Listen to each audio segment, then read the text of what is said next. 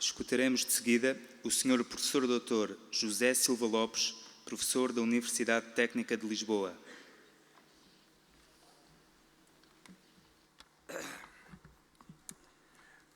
Eu pensava que esta parte posterior à outorga dos diplomas e dos doutoramentos ao professor Krugman, que se ia passar em inglês. Fiquei surpreendido de ver o professor Braga de Macedo falar em português, mas eu, entretanto, tinha preparado a minha intervenção em inglês, apesar do meu inglês ser muito fraco. E, por isso, peço-vos desculpa, vou apresentá-la em inglês, como volto a dizer, com todas as minhas limitações. For me, it's a great honor to comment on the presentation of Professor Krugman that he has just made now. But it is also for me a very intimidating challenge. How can I, with all my limitations, comment the ideas of one of the most brilliant and prestigious economists in the world? Well, I have no choice, I have to comment. The problem is that, for me, this is not the first situation, the first occasion on which I face such difficulties. I started to face these difficulties when Paul Krugman came for the first time to Portugal in 1976. At that time, he was only 23 years old, and he was still a PhD student at MIT. But I soon concluded that in spite of the differences in our ages, in our institutional positions, and in our familiarity with the Portuguese economic problems, he was far better than me in analyzing those problems and in making proposals for their solution. The presentation that he has delivered us today is an excellent example of the relevance and quality of his work in dealing with the most important real issues of the world economy and of the economy of the countries, instead of being directed, as that of many others in the profession, to theories based on unrealistic assumptions and fancy models. I believe that economic theories are closely influenced by ideological preferences of those that originate them or who support them. In my view, the starting assumptions of the theories of those whom Paul Krugman calls freshwater economists are chosen not for their realism and relevance, but with other two objectives. The first is to show, under the veil of scientific reasoning, that most of the state interventions in the economy are ineffectual or even negative, and that consequently the market mechanisms should be free of government interferences. The second objective is to build models based on assumptions that make it possible to use sophisticated mathematical models that bring academic prestige, even if they disregard many of the aspects of the real world, or if they simplify relations between economic variables by linearizing for them these relations, because it's easier to work with linear equations than with others. The freshwater economists can, of course, accuse the saltwater ones of being also influenced by other ideological preferences. But I am of the opinion that there is at least a difference between the two, is that the saltwater economists make more efforts to become realist, to look at what is happening, to look at what the challenges that we have to face.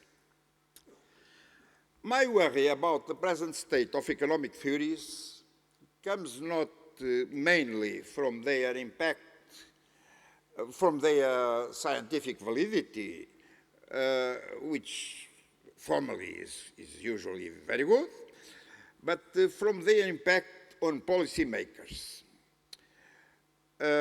In the beginning of the present crisis, in the industrialized countries, governments and central banks reacted by adopting expansionary monetary and fiscal policies. During an initial period, it seemed that Keynesianism had come back, had returned. But this period of when we believed in that was very short. By 2009, or mainly 2010, many governments, or I would say most governments, and to a smaller extent some central banks, were back to conservative policies of demand restrictions, dominated more by the objective of avoiding inflation than by that of stimulating the recovery, the economic recovery. I refrain from commenting the debates in the United States about which Paul Krugman spoke to us now. But I cannot hide my alarm about what's being done in Europe. We are always all aware that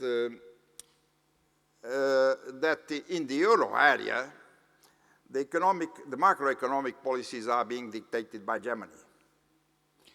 And the German leading economists and policymakers are strongly influenced by freshwater thinking in the United States. But to that influence, they have their own objectives or their own views. One of them is, as Paul Krugman has mentioned, this kind of morality that considers that if you make fiscal sins, you have to expiate them with fiscal suffering. Another is this obsession in Germany with inflation, which I think is much stronger than that of the freshwater economists of the United States. I remember reading a paper by Paul Krugman a few years ago when, I do not know if it is still his opinion, but at that time he wrote that in The Economist, that a moderate degree of inflation of, let's say, 4% or 5%, would these adjustments would make adjustments more easier and more effective. But the orthodoxy that is being imposed on us is that an inflation above 2% is very dangerous.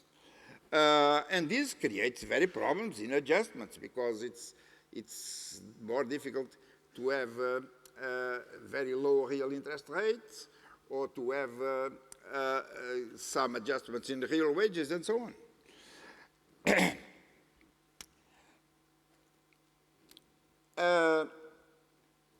I am of the opinion that countries like Portugal, Greece, and Ireland cannot avoid or cannot escape severe restrictive fiscal policies, given the excessive weight of their foreign and public debts and their unsustainable external balance deficits. But within the constraints of the European Monetary Union, the adjustments in those countries would be less painful if two conditions were met. The first relates to the amount of external assistance that might be provided to them by countries with an economic surplus in international relations. If Portugal received more assistance, although with appropriate and certainly tough conditionality, the contraction of the economy would be less deep because there would be more time to wait for the expected improvements in external competitiveness that may result from the structural reforms that are being implemented. As you know, these reforms take a long time to produce results, and meanwhile, our own choice in the present conditions is to have more and more recession. The Greeks have already lost last year 7% of GDP, this year probably 5%, and well, I don't know what will happen to us.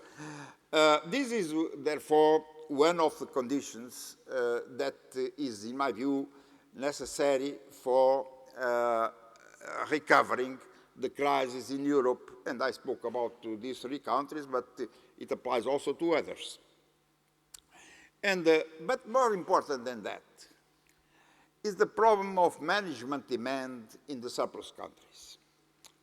Germany has a surplus in its balance of payments that in recent years has fluctuated between 5 and 6%, 5 and 6% surplus, and which this year is probably around, last year was probably around 5%. With this surplus, they should expand their domestic demand much more in order to create more possibilities of export growth for the rest of the euro area. But that's not what they are doing. Domestic demand in Germany is projected, according to the economic forecasts of the European Commission, is projected to fall from an estimated 2.5% in 2011 to 1.5% in 2012. Well, they are restricting demand with this surplus. What have the other countries to do?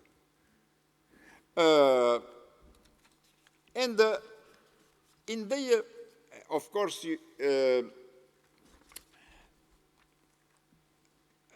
demand depends not only on monetary policies, but also on fiscal policies, although many of the economists, probably some of those, a large number of those who are present here, believe that fiscal policies does not have any effect.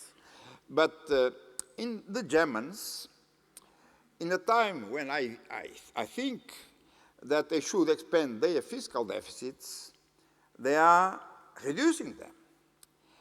The projected deficit of public administration in Germany is projected to fall from 1.3% of GDP in 2011 to 0.7% in 2012 and to 0.5% in 1933. But that's not the whole story. The whole story is that the Germans have inserted in their constitution a principle forbidding, with some flexibility, very small flexibility, forbidding deficits in the future. And not only have they adopted this principle, but they have imposed it to other countries in Europe, in the euro area mainly, by means of the intergovernmental treaty that was signed 2 years ago. Therefore, in Portugal, I have made some calculations. We will be more constrained by the intergovernmental agreement than by the program of the fund, of the International Monetary Fund. Is that the way to solve our crisis? Well, this is a point for discussion. To conclude, I would to see in the future a weakening of the influence of not only of freshwater economists, but also of their conservative European followers. But I fear this will not happen until we find ourselves in a more calamitous situation than at present.